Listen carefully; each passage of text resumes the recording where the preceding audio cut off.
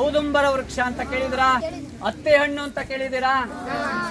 ಇದು ಅತ್ತೆ ಹಣ್ಣಿನ ಮರ. ಇದು ಪಕ್ಷಿಗಳಿಗೆ ಅತ್ಯಂತ ಪ್ರಿಯವಾದ ವೃಕ್ಷ ಅತ್ತಿ ಹಣ್ಣು ಅಥವಾ ಅತ್ತಿ ಮರ ಅಂತ.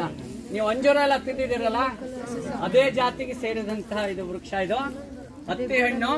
ಇದಕ್ಕೆ ಫೈಕಸ್ ಜಾತಿ ಅಂತ ಹೇಳ್ತಾರೆ. ಫೈಕಸ್ ಅನ್ನೋದು ಒಂದು ವಿಶಿಷ್ಟವಾದ ಒಂದು ಪ್ರಭೇದ.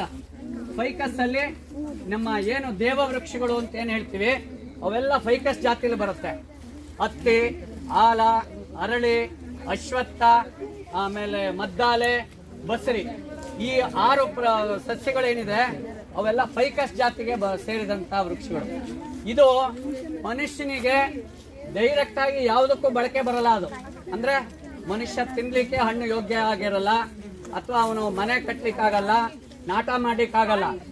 ಆದರೆ ಭೂಮಿಗೆ ಅಥವಾ ನಮ್ಮ ಏನು ಬಯೋಡೈವರ್ಸಿಟಿ ಅಂತ ಏನ್ ಹೇಳ್ತೀವಿ, ಜೀವ ವೈವಿಧ್ಯತೆಗೆ ಅತಿ ಹೆಚ್ಚಿನ ಕೊಡುಗೆಯನ್ನು ಕೊಡುವಂತಹ ವೃಕ್ಷ ಯಾವುದು ಅಂತಂದ್ರೆ ಅದು ಫೈಕಸ್ ಜಾತಿ ವೃಕ್ಷಗಳು. ಫೈಕಸ್ ಜಾತಿ